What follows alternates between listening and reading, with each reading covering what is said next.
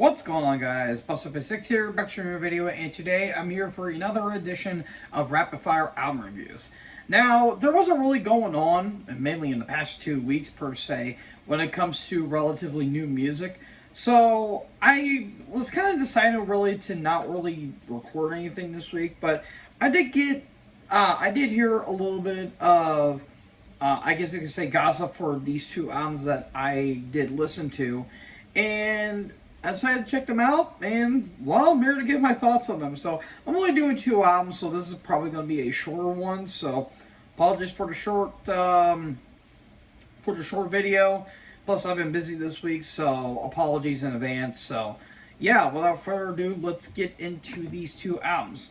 Now, the first one I'm going to be talking about is Laceration, I Erode. This one comes out, I believe, on the 26th. Of July on 2024 on $20 spin. So yeah, another label I really need to check out because I feel like that label is just pumping out fantastic stuff from start to finish. Now, this band actually formed, believe it or not, in 2006 in California, and this is a death metal, but it says death thrash here on the Metal Archives. So I mean, take it for what you are there. So, this is their second studio album. Their first one came out in 2021. And, holy Christ, this thing is balls to the wall intensity throughout. Even though there's some more groovier moments and a little more melodic moments on this one. We get the opening kind of instrumental of Degradation, which is just over a minute. And has these really nice little bit of a somber feeling to it. It gets right into the actual opening track, Excised, and right away from the opening riff, we are off to races with just in-your-face riffs, just intense vocals throughout, and just flat-out disgusting leads. Like, the leads on this album are just fantastic throughout. And I love the drum work. The drum work's absolutely spectacular on this album as well. You get that more kind of thrashy beatdown selection, like on Sadistic Enthrallment, Strangled by Hatred, and especially the title track itself. But you also get some nice little bit of melodic moments, especially on, how do you say that, Carcerality? Sorriality? Or something like that. I don't know how to pronounce that word. Vile Incarnate and Sadistic Enthrallment as well. You get some nice more melodic styles, but you get a lot of like moments of like groove, like Obituary, Bolt Door, maybe a little bit of early Death thrown in there in terms of the vocal style, but mainly like maybe a little bit of let's say Corpse Grinder a little bit, and some Deicide moments too, like in terms of like the speed and aggression as well, especially on Impaling Sorrow, which is over 2 minutes. Just short, sweet, to the point, absolutely fantastic. Production, I really like how old school and raw it sounds, but it sounds refined as well. Just top to bottom, the bass works fantastic as well. I really love the bass popping up here as well. Just all in all, great stuff. Dreams of the Formulist has these really nice dissonant melodies, similar to like Morbid Angel. It's a really nice interlude. And then Dissonance comes in. There's a little bit of an Immolation kind of vibe on this album as well that I really liked. And just top to bottom, really damn good stuff. It's just a little over 30 minutes, and it's get in and get out. Great stuff.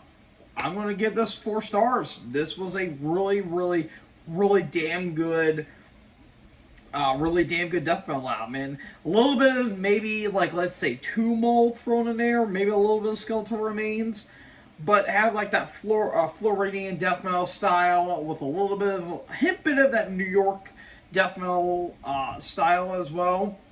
You're gonna get this. All in all, damn good stuff, and I give this 4 stars. And finally, the last song I'm going to be talking about is Summoning the Leash. I think that's how you say it, or Summoning the Lick. Lick? I think that's how it is. I don't know how to pronounce it. It's L-I-C-H. I never know how to pronounce that word. But anyways, their new album, Under the Reviled Throne. This also comes out on the 26th of July of 2024 on Prosthetic Records this time, which I need to get into that label a little bit more because I feel like I'm hearing nothing but good stuff from that band. Now, this band actually formed in St. Louis, Missouri, so they literally formed just a little under an hour from me. That's pretty damn good. Anyways, this is a melodic death metal act, and if you are a big fan of Black Dahlia Murder, you're going to love this album because that's essentially what this album is. It's Black Dahlia Murder worship, and considering that Black Dahlia Murder is actually going to be making an album here in about 3 to 4 weeks, who knows? This might actually be better than the new Black Dahlia Murder album, but I heard a couple tracks, and those tracks sound awesome. But we get to the opening track, Return to the Soil, and immediately you get stuff that reminds you of, like, Nightbringers, Verminous, Nocturnal in a way. Just great stuff. The vocals are absolutely phenomenal. Like, you got that big shrieky style that really reminds you of the late great Trevor Strnad. May you rest in peace, brother.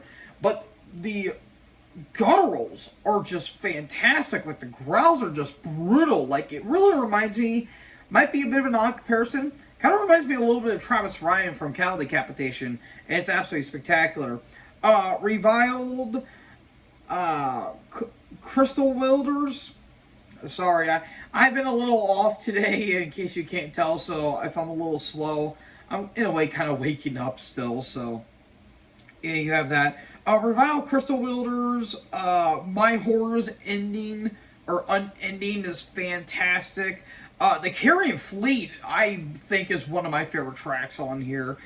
Will Survive, Potion Seller, the Void Gate's a big standout. It has this like nice little bit of a doomy beginning and then gets right into the speed and aggression.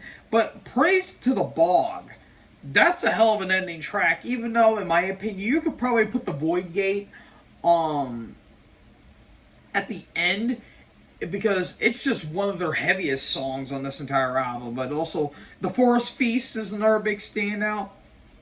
Really nice,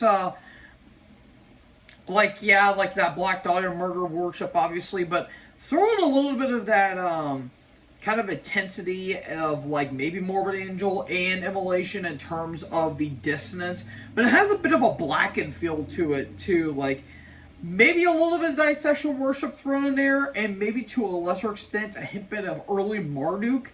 And you look at this album here, and I absolutely love the album artwork. It looks very pretty. So, yeah, top to bottom, this is fantastic stuff. I'm going to give this another 4 stars. This was some awesome melodic death metal. Again, if you like Immolation, a Morbid Angel, dare I say, a little bit of, not so much the Gothenburg sound from, like the Swedish melodic death metal, but maybe throwing a hint of Carcass thrown in there, and obviously Black Dahlia Murder, you're going to end up with this album, and I absolutely loved it. So, all in all, really damn good stuff. 4 stars for me. So, folks, what did you guys think about these 2 albums? Let me know in the comment section below. Make sure you guys leave a like, leave a comment, tap the bigger subscribe button, and tap the bell so when I upload, you guys will be notified.